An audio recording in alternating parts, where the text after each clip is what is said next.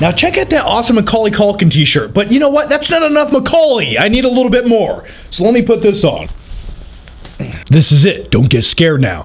Alright, so Home Alone 2 is probably my top 5 favorite childhood movies of all time. And during this movie review, I'm going to talk about the movie and give you my thoughts on it, but I also want to share some childhood stories relating to the movie, because when I was younger, I remember going to see this movie in the theater with my sister at least 5 times. Because in life, you need to stand up for yourself. You can't just call 911 as a backup plan. No, Micro Machine cars, paint cans, and Christmas bulbs. Now before we dive into the movie, let's just step back for a second and look at the overall concept of Home Alone and Home Alone 2. This small child's parents forget him not only once, but twice. It's the 2 most entertaining cases of child neglect I've ever seen brought to the big screen. But in reality, we all know what would really happen. 2 hardened criminals would try to break into your house, and those little Micro Machines or Christmas bulbs wouldn't keep them out. They just kick in the door, come in, and shoot you in the head and take all of your shit. Alright, let's talk about Home Alone 2. Plot point for plot point, this is a remake of the first movie. But the best thing is, returning once again is Chris Columbus, who also directed the first movie. You have Macaulay Culkin as Kevin McAllister, Joe Pesci as Harry, Daniel Stern as Marv, and everyone else returns too. I love this shirt. Anyway, a few new additions to this sequel are Tim Curry, who plays a hotel employee, and the creepiest addition to the movie, and one of the creepiest characters I've ever seen in a movie, it's the Pigeon Lady. And then you have young Kevin McAllister with a heart of gold who befriends the Pigeon Lady, but yeah, she's still covered with bird shit at the end of the movie, so. But she's not even that creepy. If you want to see the creepiest thing about Home Alone 2, watch this right here. Boy, it's scary out there. Ain't much better in here, kid. Ain't much better in here, kid. And that right there is what I love about Home Alone 2. It's little tidbits, little scenes like that make this movie so memorable and iconic that makes it live on today. Because nowadays, kids' movies, they don't do weird, bizarre things like that. They play it safe. Now, the biggest question is Home Alone 2 a better movie than Home Alone 1?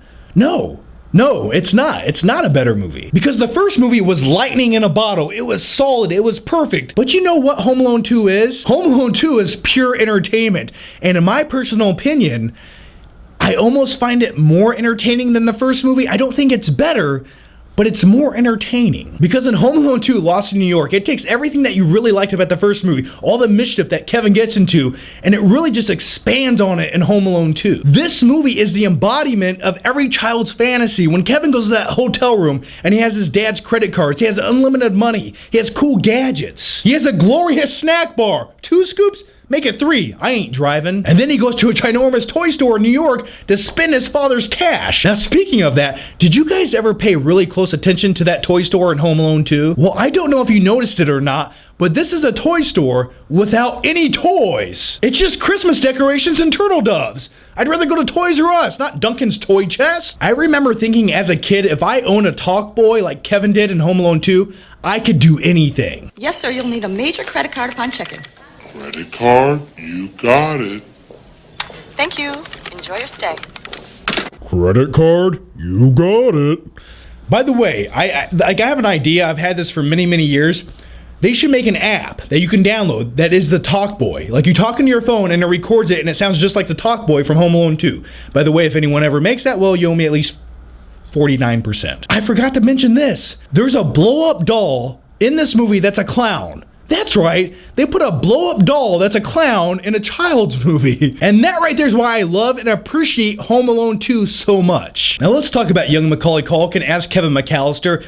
And when it comes to child actors, I'm not a huge fan of them. Sometimes they get very annoying very quickly, and I just don't buy into them. But can you really, really imagine any other child actor, past or present, playing the role of Kevin McAllister as well as Macaulay Culkin did? But as far as Macaulay Culkin's performances in Home Alone 1 and 2, just phenomenal. I mean, look at every sequel after Home Alone 2 and try not to cringe. A limousine and a cheese pizza. One of my favorite performances in the movie is Tim Curry, and he plays one of the new hotel employees, and he's making life a little bit harder for Kevin. He's essentially the reason he gets kicked out of the hotel room.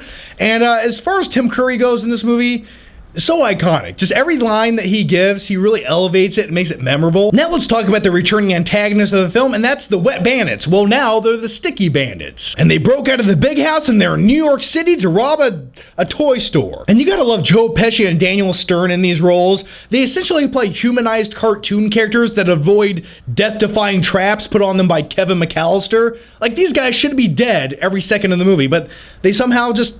they don't die. So during the climax of the movie, the Wet Bandits are robbing Duncan's toy chest, and Kevin takes a picture of them in the act of the crime. And the Wet Bandits don't want a picture of themselves robbing Duncan's toy chest, so they chase Kevin down throughout the city to get the picture back.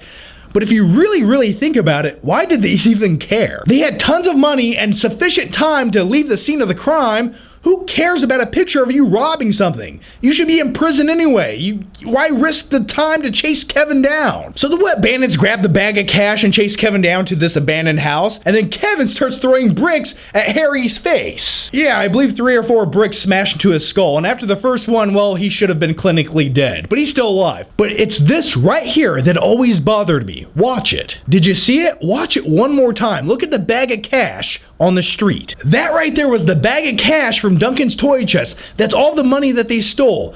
And that bag of cash stays right there on the street until the end of the movie. No one ever goes back, no one picks it up, it stays right there. Now think about that. You have a bag of cash in the middle of the street in New York City. How long do you think that's going to stay there? So here are my final flicking thoughts on Home Alone 2, Lost in New York. It's not a better movie than the first movie, but you know what? The adventure gets bigger, it gets more fun, they go more places, there's a bigger sense of adventure, and there's more scenery. And as a kid, well, I just gobble that up, and even nowadays, I love the first Home Alone movie, but I find the second movie almost more rewatchable just because there's more little tidbits of weirdness throughout the movie.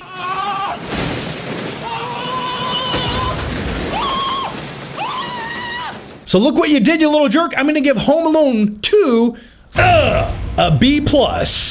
Yeah, I really like the movie, but it's a B+ movie. It's not a perfect movie, but I would give the first Home Alone movie an A+, because that's a timeless classic that it just never gets old. Is this toothbrush approved by the American Dental Association?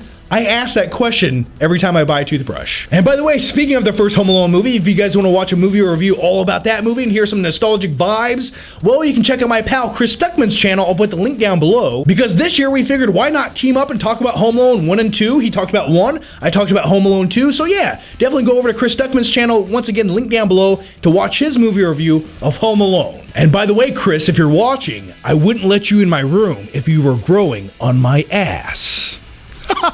So yeah, go watch his video, link down below. Anyway, guys, before I go, I want to let you guys know, if you guys like Home Alone shirts, stuff like this, I actually designed some Home Alone t-shirts. Those are on my website, TeePublic. I'll put the link down below in the description box. This is my newest Home Alone t-shirt right there. It's called Battle Plans. It's Kevin's battle plans that he puts out on the table. Anyway, if you guys want to check that out, have a closer look, the link to that's down below at TeePublic. As always, guys, thanks for watching. Merry Christmas. I hope you guys have a great Christmas. I hope no one tries to break into your house, and if they do, well, just make sure you have the micro machines ready to go. As always, guys, thanks for watching. Make sure you subscribe. That way I can see you next time.